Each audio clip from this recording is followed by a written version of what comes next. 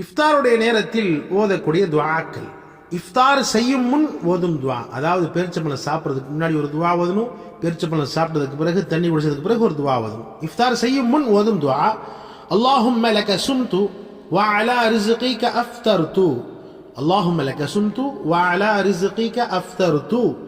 இந்த துஆ அபூ தாவூத் ஷரீஃபிலே பதிவாக இருக்கிறது. இதனுடைய பொருள், அல்லாஹும்ம லக சும்து, யா அல்லாஹ் உனக்காக நோன்பு வைத்தேன், வ அலா ரிஸ்கிக அஃப்தர்து, யா அல்லாஹ் நீ கொடுத்த ரிஸ்கிலிருந்து நான் நோன்பு திறந்தேன் என்பதாக அர்த்தம்.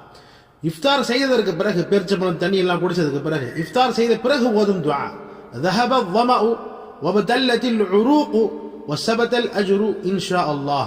தாகம் நீங்கிவிட்டது, நரம்புகள் ஈரமாகிவிட்டது, وثبت الأجر إن شاء الله, நிச்சயமாக இதனுடைய கூலி அல்லாஹ் நாடினால் கிடைத்துவிடும்.